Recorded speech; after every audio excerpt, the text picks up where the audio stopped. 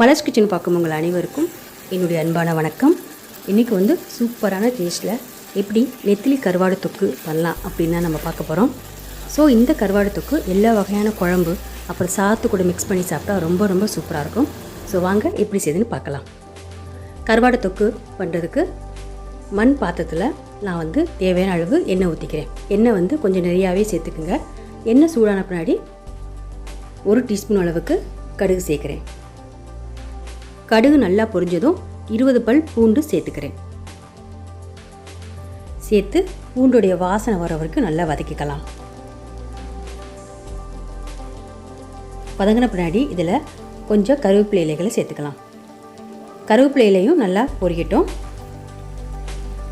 அப்புறமா 1 table spoon அளவுக்கு இஞ்சியை பொடி பொடியாக கட் பண்ணி இதில் சேர்க்குறேன். அதே மாதிரி 2 பச்சை மிளகாய் பொடி பொடியாக கட் பண்ணி சேர்க்குறேன். இஞ்சி பச்சை மிளகாய் எல்லாத்தையும் எண்ணெயில் நல்லா வதக்கிக்கலாம். நல்லா வதக்கி இஞ்சியுடைய வாசனை வந்த பின்னாடி இதில் கட் பண்ணி வச்சுருக்க சின்ன வெங்காயத்தை சேர்த்துக்கலாம். சின்ன வெங்காயம் வந்து 20 சின்ன வெங்காயம் எடுத்திருக்கேன். சின்ன வெங்காயத்துக்கு பதிலாக பெரிய வெங்காயம் சேர்க்கலாம். நான் சின்ன வெங்காயம் சேர்த்து கருவாட்டு தொக்கு செய்யும்போது ரொம்ப ரொம்ப சுவையாக இருக்கும். நல்லா பொன்னிறமாக வர்ற வரைக்கும் வதக்கி விட்டுக்கலாம். வெங்காயம் வந்து இப்போ நல்லாவே பொன்னிறமாக வந்துருச்சு. அடுத்ததாக இதில் அரைச்சி வச்சுருக்க தக்காளி பழத்தை சேர்த்துக்கலாம்.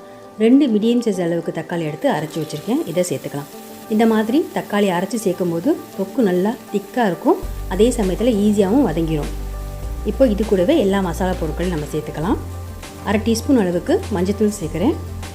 மிளகாய்த்தூள், தனி மிளகாய்த்தூள் 2 ஸ்பூன் சேர்க்குறேன். நீங்கள் காரத்துக்கு ஏற்றாப்புல மிளகாய்த்தூள் சேர்த்துக்குங்க.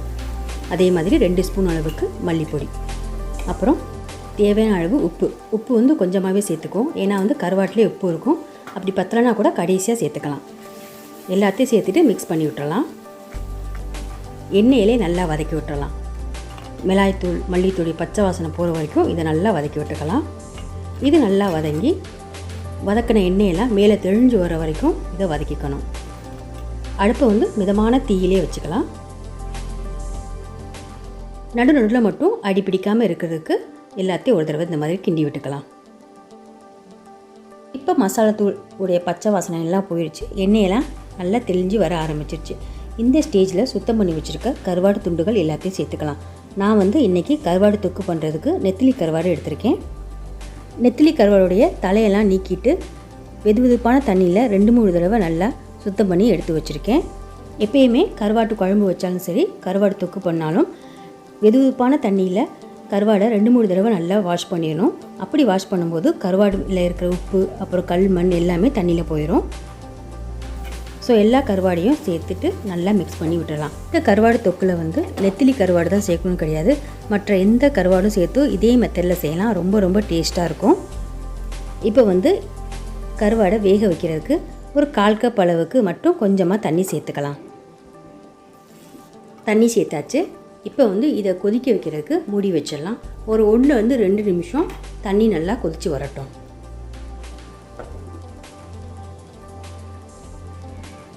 இப்போ ஒரு 2 நிமிஷம் ஆயிடுச்சு. முடியை திறந்து பார்க்கலாம். பாருங்கள், தண்ணி வந்து கொதிக்க ஆரம்பிச்சிருச்சு. இப்போ எல்லாத்தையும் ஒரு தடவை நல்லா மிக்ஸ் பண்ணிவிட்டு ஊற வச்சு வடிகட்டி வச்சுருக்க புளி தண்ணீரை சேர்த்துக்கலாம். இது வந்து ஒரு பெரிய நெல்லிக்காய் சைஸ் அளவுக்கு புளி எடுத்து தண்ணியில் ஊற வச்சு நல்லா ஃபில்ட்ரு பண்ணி இதில் சேர்க்குறேன். இது எல்லாத்தையும் நல்லா மிக்ஸ் பண்ணி விட்டுட்டு புளியோட பச்சை வாசனைலாம் போய் நல்லா கொதித்து திக்காக வரணும். அது வரைக்கும் இதை கொதிக்க விட்டுறலாம். மிதமான தீயிலே வச்சு எல்லாத்தையும் கொதிக்க விட்டுறலாம். கருவாடு தொக்கு நல்லா கொதித்து ஊற்றின எண்ணெயெல்லாம் மேலே தெளிஞ்சு வர ஆரம்பிச்சிருச்சு. பாருங்கள், சூப்பராக நெத்திலி கருவாடு தொக்கு ரெடி ஆயிடுச்சு. இந்த ஸ்டேஜில் ஸ்டவ்வை ஆஃப் பண்ணிடலாம். இவ்வளோதாங்க, சூப்பரான நெத்திலி கருவாடு தொக்கு ரெடி ஆயிடுச்சு. இந்த கருவாடு தொக்கு வந்து சாதத்து கூட மிக்ஸ் பண்ணி சாப்பிட்டு பாருங்கள், ரொம்ப சூப்பராக இருக்கும். அது மட்டும் இல்லாமல் எல்லா வகையான குழம்புக்கும் ரொம்ப நல்லாயிருக்கும். செய்கிறது வந்து ரொம்ப ஈஸி தான். கடைசியாக கருவாடு தொக்கு இன்னும் கமகமன்னு வாசனையாக இருக்கிறதுக்கு கட் பண்ணி வச்சுருக்க கொத்தமல்லி இலைகளை மேலே சேர்த்துட்டு ஸ்டவ்வை ஆஃப் பண்ணிடலாம். நீங்களும் இந்த கருவாடு தொக்கை வீட்டில் ட்ரை பண்ணி பாருங்கள். எப்படி இருந்துன்னு மறந்துடாமல் கமெண்ட்ஸில் சொல்லுங்கள். இந்த வீடியோ உங்களுக்கு பிடிச்சிருந்துச்சுன்னா வீடியோ கீழே லைக் பண்ணுங்கள், ஷேர் பண்ணுங்கள். அப்புறம் இது வரைக்கும் நீங்கள் மலர்ஸ் கிச்சனுக்கு சப்ஸ்கிரைப் பண்ணலன்னா மறந்துடாமல் சப்ஸ்கிரைப் பண்ணிடுங்க. கூடவே பக்கத்தில் இருக்க பெல் பட்டனை ப்ரெஸ் பண்ணிடுங்க. அப்போ தான் நான் போடக்கூடிய வீடியோஸ் எல்லாமே நீங்கள் உடனுக்குடன் பார்க்கலாம். மீண்டும் பார்க்கலாம். நன்றி, வணக்கம்.